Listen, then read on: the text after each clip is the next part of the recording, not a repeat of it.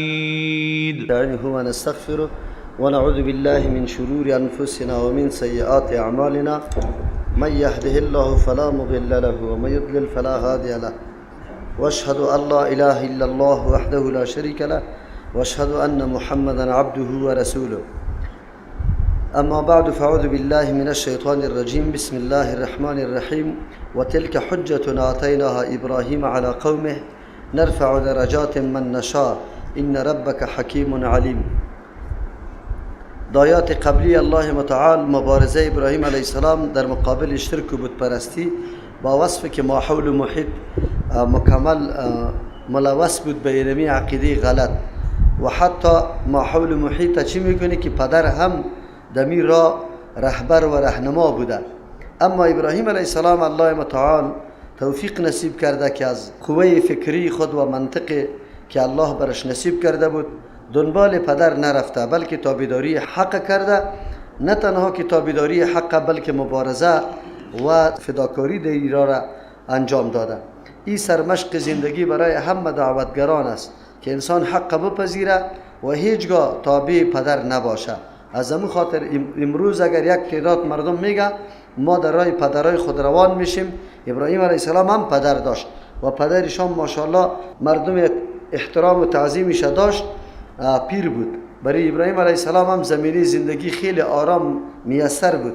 اما وقتی حق برش واضح میشه و او وضاحت حق هم توسط فکر خودش و عقل خودش که سنجش کرده دیده حالات از انقلاب یا تغییراتی که در کائنات میه و این مردم باز از او به او سجده میکنه، طبیعت برای خود نعوذ بالله الله جور کرده، حالان که طبیعت محکوم است زیر اراده الله متعال قرار دارد. از او خاطر اعلان مخالفت خود با امر پدر و قوم و تمام دولت و سیاست اعلان کرد و تا آخرین رمق حیات خود در این راه مبارزه کرده. این برای ما خیلی زیاد الگو و نمونه است که انسان هیچ وقت از مبارزه خود خسته نشود و این ضرور نیست که انسان بگه که نه پدر است ما مقابلش نمیشم، پدر است. نه، پدر که راه کفر گرفته بود باز در اون صورت راه پدر آدم انتخاب نمیکنه. اگر راه انحراف و نعوذ بالله بدعتا را گرفته بود این مخالفت پدر سبب گناه انسان نمیشه بلکه سبب نجات انسان میشه. بعد از الله متعال استدلالات ابراهیم علیه السلام در مقابل مردم بیان کرد. همیشه او را میترسانیدن که سعی کوی بتای ما را چیزی نگو که باز تو را خراب میکنه. ابراهیم علیه السلام میگفت عجیب است، شما از بتای باطلی تان ما را میترسانه که چیز نواس و قدرت داره و نه چیزی مالک نفع و ضرر است و شما نمیترسی از او اللهی که شما را پیدا کرده. جای ترس برای شماست نه برای من. ما خدای حق در پیش گرفتیم. بسیار دلیل خیلی قناعت بخش. پس از او الله قانون عمومی خدا بیان کرد که کسانی که ایمان آوردن یعنی عقیده صحیح پیدا کردن و بعد از او امی عقیده صحیح خدا خلط به امر شرک نکرد، اینمی مردم هستند که در دنیا به هدایت هستند و در آخرت به امن است از عذاب الله متعال. این قانون عمومی شد. اشاره به این کرد که گپ در سر نسب یا خیل و قوم نیست که کسی بگه که من فلان قوم هستم اگر شرک هم بکنم معاف هستم. نه، قانون الله متعال در برابر تمامی یکسان است. به این سعی نمیکنه که فلان چطور است. آذر پدر ابراهیم علیه السلام است اما ابراهیم علیه السلام نجات داده نمیتونه پدر خدا، بلکه آذر در جهنم میره و ابراهیم علیه السلام در جنت میره. کسی در این نکته ها نپیچه که بگویه که اینا من خو یا بچیم یا پدرم یا بابایم یا جدم اینمی قسم رای خوب داشت و قابل قدر بود من توسط از او نجات پیدا کرده میتونم. نه، در صورت شرک هیچ نه شفاعتی برای کسی نصیب است و نه سبب نجات. در اینجا الله متعال بیان افتخارات ابراهیم علیه السلام میکنه و تلک حجتنا آتیناها ابراهیم. ابراهیم علیه السلام با وصفی که کدام دلایل بیان میکرد در مقابل پدر خود، قوم خود و حتی نمرود پادشاه و در هر مناظره الله متعال ابراهیم علیه السلام الله کامیاب میکرد. با وصفی که ابراهیم علیه السلام الله بصیرت و عقل نصیب کرده بود میتونست استدلال بکنه. اینجا چرا الله این نسبت استدلال به خود میکنه؟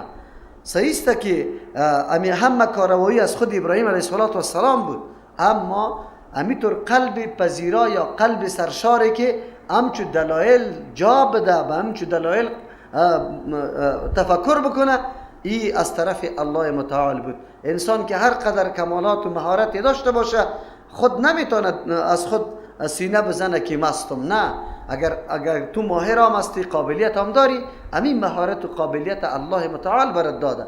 انبیاء علیهم السلام با وصفی که همه مبارزات کرده اما کلش توفیقی کی بوده؟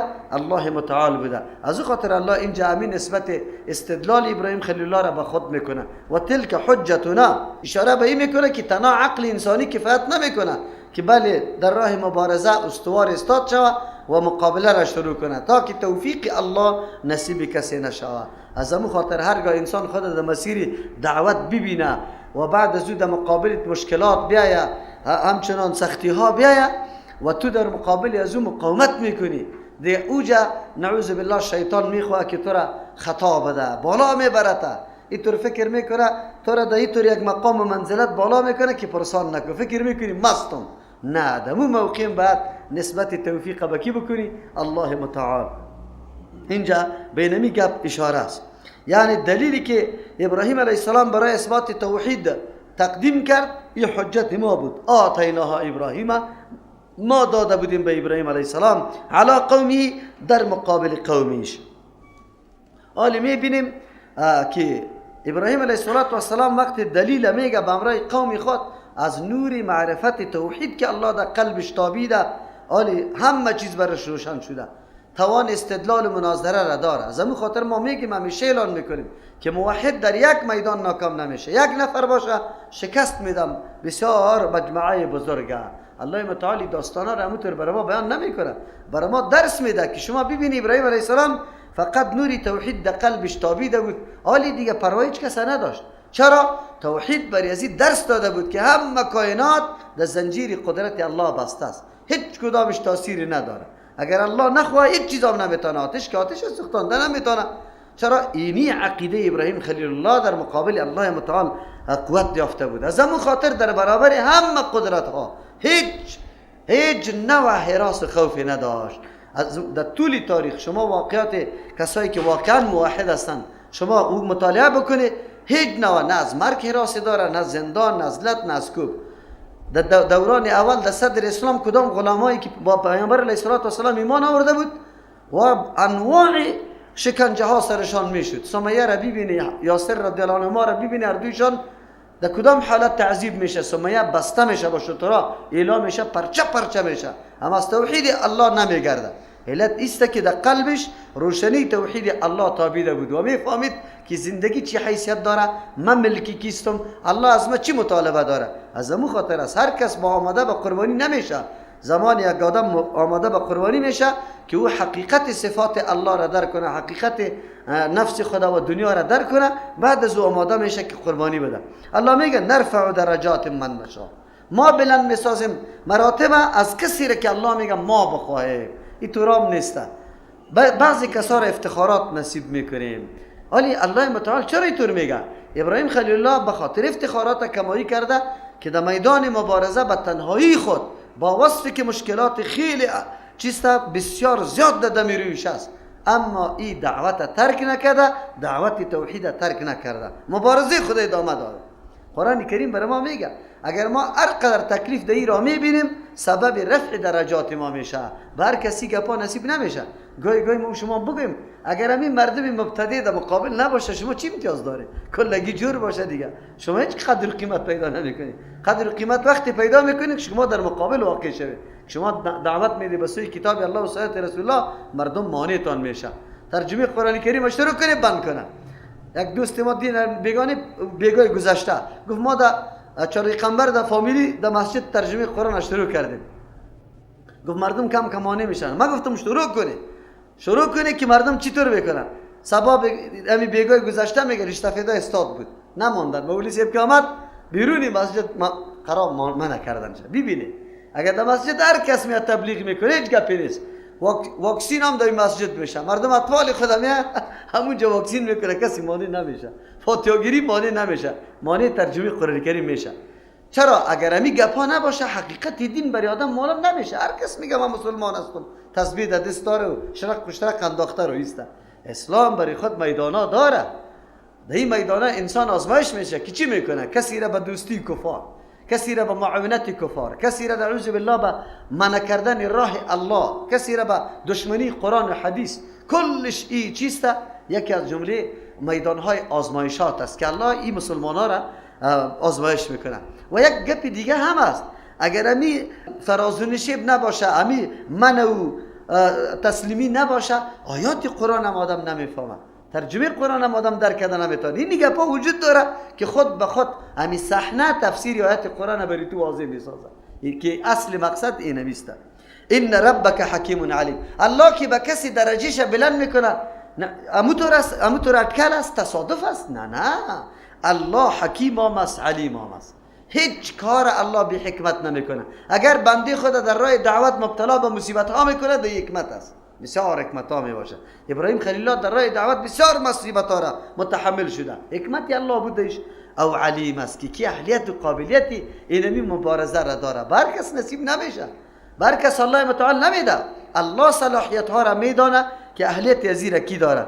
و وهبنا له اسحاق و یعقوب. بله، قدرت الله متعال است. کسی که به اخلاص مبارزه میکنه، الله باز این سلسله دعوت ازیر نمیخوابانه، این سلسله دعوتش خاموش نمیسازه، بلکه ادامه پیدا میکنه. این ادامه دو قسم است، گاهی توسط اولاد نسبی وراثتی، الله سلسله و سلسله اولاد صالح پیدا میکنه. اینمی نام و نشان پدر و بابا را قطعا یا خاموش نمیسازه، حرکت میکنه همین قسم. گاهی الله متعال توسط افراد دیگه، دعوت محمد رسول الله صلی الله علیه وسلم پیغمبر ما توسط امت پیش برده میشه، توسط اولاد نسبیش نه. اما از ابراهیم علیه السلام توسط اولاد نسبیش الله میگه ما بخشش کردیم. و وهبنا له اسحاق و یعقوب، بخشش کردیم برای ابراهیم علیه السلام اسحاق علیه السلام و بچه اسحاق علیه السلام که ناصی ابراهیم علیه السلام یعقوب علیه السلام، این دو را برش بخشش کردیم. یا از جمله موهبات الهی است. قرآن کریم برای ما درس میده که اولاد صالح، اولادی که راه دعوت پیش میبره، یقینا نقش و قدم تو را تعقیب میکنه. یا از نعمتها و بخششهای کیست؟ الله متعال است که برای کسی نصیب بکنه. مطلق اولاد بخشش نیست، نعمت نیست. مطلق اولاد بس اوقات سبب چی میشه؟ سرگردانی زندگی انسان میشه، بربادی زندگی انسان میشه. مردم میشینه اولاد در زیارت ها میدوه که دختر شده بچه نشده، دختر شده بچه نشده میدوان، اما خبر نداره که امی دختر نام و نشانش قطع خاک یکسان کرد و امی بچه نام و نشانش قطع چی کرده؟ قطع خاک یکسان کرده. اولاد کیست؟ اولاد کسی است که بری تو عزت ببخشه، یقینا از برکاتی از او، از خیر از او بری تو برسه، یا در زندگی یا در بعد از مرگ. در زندگی میرسه. در زندگی اولاد صالح همیشه پدر و مادر مساعدت، کمک، احترام، تعظیم، قلب پدر و مادر همیشه زنده است. اولاد خدا میبینه که خدمتش میکنه، بسیار خوش میشه، همیشه دعاهای نیک نیک برای چی اولاد خود میکنه. اگر وفات کرده باشه اولاد صالح و نمسته که در هر مرحله عبادت انجام میده، چون اولاد از کسب انسان است، در هر عمل نیک اولاد پدر و مادر شریک است، از او خاطر برش امو خیرش میرسه. اینی اولاد است. مطلق اولاد خیر بر انسان نمی باشه که الا مطلق اولاد بر انسان میاثر شوه بگوی که این اولاد است. نه، اولاد صالح. الله متعال از جمله موهبتی که یا افتخاراتی که به ابراهیم خلیل الله داده، یکی هم دادن اولاد است. اسماعیل علیه السلام در ضمن دیگه انبیاء علیه السلام پشتی سر ذکر کرده، اینطور نگفته. چرا؟ به خاطر که سارا زن ابراهیم علیه السلام زن عقیم بود. در اون طور زمان اولاد پیدا شدن اسحاق علیه السلام خیلی ناشنا و غریب بود. لیکن الله متعال برای اونمو زحمات ابراهیم علیه السلام که در راه دعوت کشیده بود، در مؤخر عمرم الله اولاد برش نصیب کرد که راه ابراهیم علیه السلام چی بکنه؟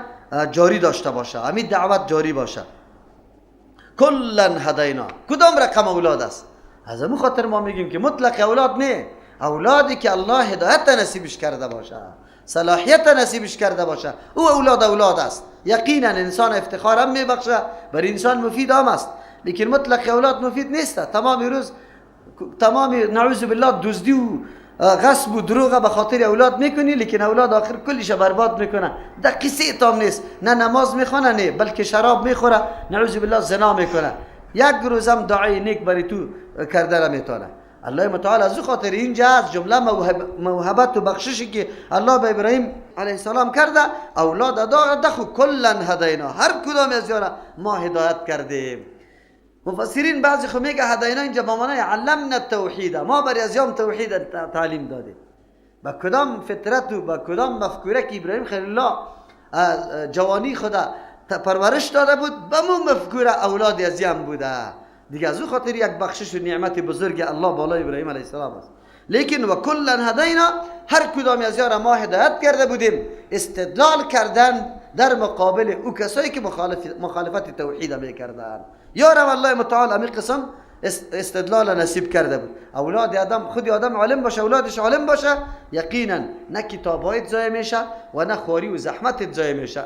اگر نه که خودت خوب عالم هستی، لیکن وقتی که وفات کردی کتابایت تقسیم شود به دیگران، بازوجه ای اولاد به درد نمیخوره.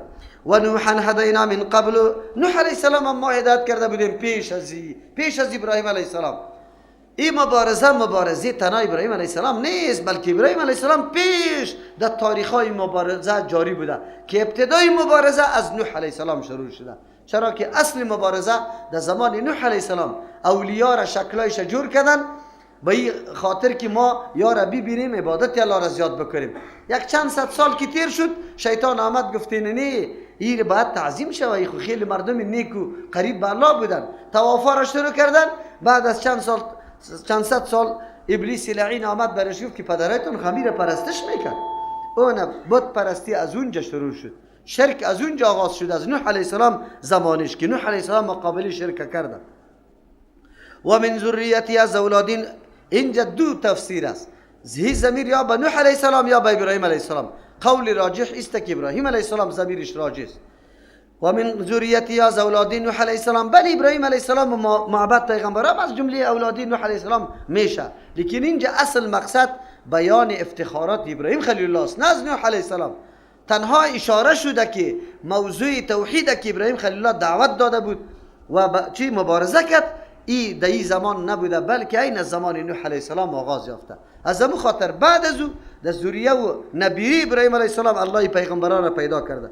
و من ذریتی از اولادی نبیرین ابراهیم علیه السلام، داود علیه السلام است، سلیمان و ایوب علیه السلام، یوسف علیه السلام، موسی علیه السلام، هارون علیه السلام. و كذلك نجزی المحسنین. اینمی قسم ما چی میکنیم؟ پاداش میدیم به کسایی که محسن است. محسن کسی را میگه که هر عمل با دقت انجام میده، بهتر انجام میده، عقیدش بهتر، عملش بهتر، اخلاقش بهتر. مومن امیطور است. مومن باید تنها نفس عمل انجام نده، بلکه کوشش کنه که عمل درست انجام. نماز میخونه، نفس نماز ادا نکنه، کوشش کنه که نماز بهتر باشه. دعا میکنه، چی رقم دعای بهتر.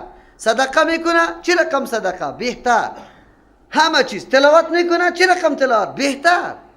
همه اعمال خدا طوری میکنه که حتما دو بهتری موجود باشه. بهتری با این زمانی میشه که انسان دقت بکنه. چی رو دقت بکنه؟ نقشه رسول الله صلی الله علیه وسلم. تا وقتی که از پیغمبر نقشه نگرفته باشی، عملی خدا بهتر کرده نمیتونی. نه نمازی تا، نه تلاوتی تا، نه معامله تا، هیچ چیزه. این موقوف بالا عزیزته که علم حدیث یا علم زندگی پیغمبر صلی الله علیه وسلم، یعنی زندگی عملی پیغمبر برات حاصل باشه، اونو وقتی کارا را میتونی.